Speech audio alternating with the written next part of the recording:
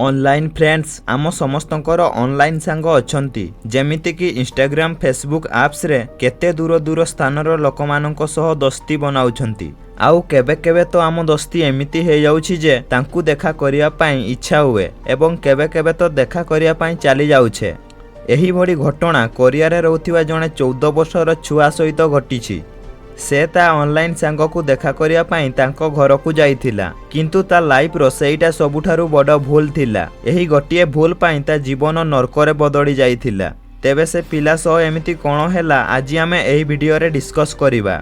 एही कहानीटी आरंभ हेउछि 2003 मसियारे कोरियार उल्सन सहर रे रहुथिबा चोई नामक 14 वर्षर छुआ पार्क नामर जणे पिला सह देखा होइथिला। से कोरियार मारियान सहर रे रहुथिला। ऑनलाइन ने तो बहुत भलो कथावार्ता हेउथिले किंतु सेमाने रियल लाइफ रे इंटरेक्शन केबे करि नथिले। एमाने एसएमएस द्वारा दिन राति चैटिंग करुथिले एवं कॉल रे कथा होउथिले। एमाने दुहे दुई जनकु बहुत भलो भाबरे जानि सारिथिले। एमानकर गोटिए वर्षर ऑनलाइन फ्रेंडशिप थिला। एक वर्ष पर जनवरी 2004 बेलकु पार्क चोई को कहिला जे तमे रियल रे मते देखा करिवा को आसो। तापरे चाई उल्सान सहर छाड़ी कि मारियान सहर को आसी जाइथिला। जेते बेले चाई पार्क घर को आसी कॉलिंग बेल बजाइथिला सेते बेले पार्क कबाट खोलिथिला किंतु सेते बेले पार्क हातरे गोटे मोटा रड धरिथिला एवं से रड रे चारीर मुंडरे जोर से बाडेइछि। एही कारणरु चारी बेहोश होई पड़ी जाइछि। चाई को पार्क घसारी घसारी ता रूम को नेई गला एवं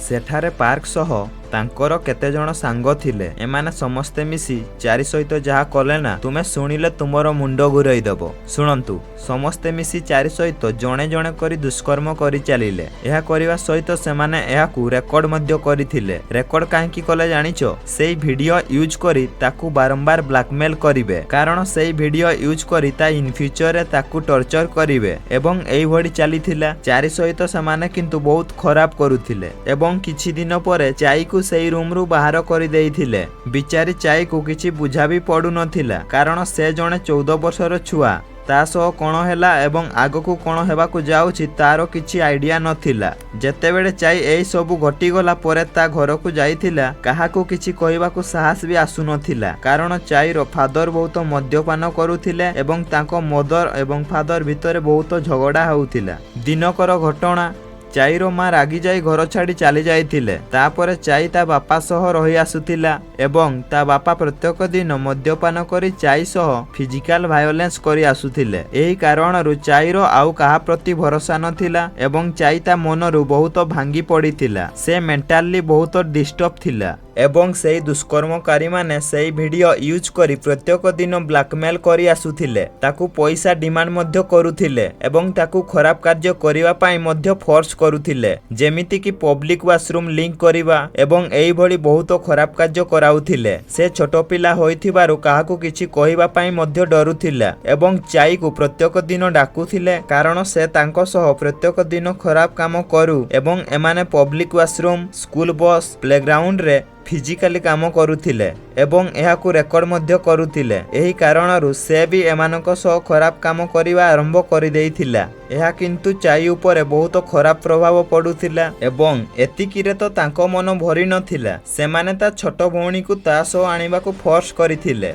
एवं चाई बाध्य होई ता छोट भौणी को ता सह आनिथिला एवं दुष्कर्मकारी माने जहा सब करिथिले चाई सहित सेही कार्य मध्य ता भौणी सह मध्य कले। हे भगवान ता सह भी प्रथमे रेप करा जाइथिला एवं वीडियो शूट करी ब्लैकमेल करी आसुथिले। एहा देखि देखि चाई सह्य करि पारु नथिला एवं ताकू किछि बुझा भी पडु नथिला। एही कारणरु चाई स्लीपिंग पिल्स खाई कि जीवन हारिबा को चेष्टा करुथिला किंतु तारो भाग्यवशत जणे लोक चाई को देखि संगे संगे हॉस्पिटल नै जाइथिले एवं एडमिशन मध्य करिथिले। सेतेबेले डॉक्टर नोटिस करिथिले कि चाई देहरे बहुत जगह रे घा चिन्ह थिला एवं डॉक्टर मेडिकल रिपोर्ट बनैबा को कहिथिले। जेतेबेले चाईरो मेडिकल रिपोर्ट बाहरी थिला से किछि समय पर्यंत स्थगित रहि जाइथिले कारण चाई सहित 44 रु 120 ପ୍ଲସ୍ ଲୋକ ରେପ୍ କରିଥିଲେ, କିନ୍ତୁ ଚାଇ ଏହାକୁ ନେଇ କାହା ସହିତ ଡିସ୍କସ୍ ବି କରୁନଥିଲେ। ଏହାପରେ ଚାଇର ଆଣ୍ଟିକୁ ଏହି ସବୁ ବିଷୟରେ କୁହାଯାଇଥିଲା। ତାପରେ ଚାଇର ଆଣ୍ଟି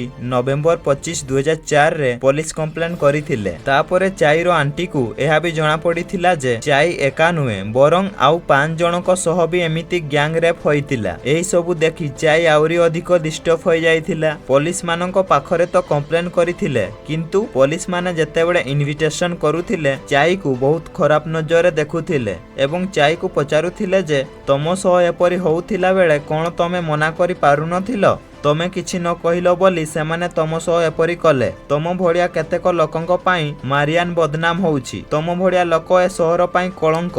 ଏମିତି କହି ଚାଇ ସହ ବହୁତ ଖରାପ ବ୍ୟବହାର କରୁଥିଲେ। ଚାଇ ବହୁତ ଡରି ମଧ୍ୟ ଯାଉଥିଲା ଏବଂ ସେ ଜଣେ ଫିମେଲ ପୋଲିସ ଡିମାଣ୍ଡ କରୁଥିଲା, କିନ୍ତୁ ଫିମେଲ ପୋଲିସ ଏଲାଉ କରାଯାଉନଥିଲା। ଦୋଷୀମାନଙ୍କୁ ଆଇଡେଣ୍ଟିଫାଏ କରିବା ପାଇଁ ପୋଲିସ ଷ୍ଟେସନ ଡକାଯାଇଥିଲା ଏବଂ ଗୋଟିଏ ରୁମରେ ସେମାନଙ୍କୁ ବସାଇ ଏବଂ ତାପରେ ସେଇ ରୁମକୁ ଚାଇକୁ ବି ଡକାଯାଇଥିଲା। ଚାଇକୁ ଡାଇରେକ୍ଟ ପଚାରିଥିଲେ କି କଣ ଇଏ ତମ ସହ ରେପ୍ କରିଥିଲା ନା ସେ ତମ ସହ ରେପ୍ କରିଥିଲା। ଏସବୁ ଅଜବ କ୍ୱେଶ୍ଚନ କରି ଚାଇକୁ ମେଣ୍ଟାଲି ଡିଷ୍ଟର୍ବ କରିଦେଇଥିଲେ। ପୋଲିସ ବାଲା ବି ସୀମା ଟପି ଯାଇ ଚାଇର ଇନଫର୍ମେସନ ମିଡିଆରେ ଲିଙ୍କ କରିଦେଇଥିଲେ। ଏହି କାରଣରୁ ଦୋଷୀଙ୍କ ଫ୍ୟାମିଲି ମେମ୍ବରକୁ ଚାଇର ଠିକଣା ମିଳିଯାଇଥିଲା ଏବଂ ଚାଇର ଫ୍ୟାମିଲିକୁ ଯାଇ ସେମାନେ ପଇସା ଦେଇ ପେଡିଏସନ ଫାଇଲରେ ସାଇନ କରିବାକୁ ମଜବୁରି କରିଦେଇଥିଲେ। ଏତିକି କିଛି ହୋଇଯିବା ସତ୍ତ୍ୱେ ବି ତା ବାପାଙ୍କୁ କିଛି ଫରକ ପଡିନଥିଲା ଯେ ତା ଝିଅ ସହ କଣ ଘଟି ଯାଇଛି। ସେ ଦୋଷୀଙ୍କ ଫ୍ୟାମିଲି ମେମ୍ବରଙ୍କ ଠାରୁ 50 ମିଲିୟନ ବଣ୍ଡ ନେଇକି ଚାଇର ପେଡିଏସନ ଫାଇଲରେ ସାଇନ କରାଇଥିଲେ। ଏହି କାରଣରୁ ଦୋଷୀଙ୍କୁ କଠୋର ଦଣ୍ଡ ମିଳିନଥିଲା, କିନ୍ତୁ ଚାଇ 120ରୁ 44 ଲୋକଙ୍କୁ ଆଇଡେଣ୍ଟିଫାଏ କରିଥିଲେ, କିନ୍ତୁ ସେଥିମଧ୍ୟରୁ 10 ଲୋକଙ୍କୁ ହିଁ ଦଣ୍ଡ ଦିଆଯାଇଥିଲା।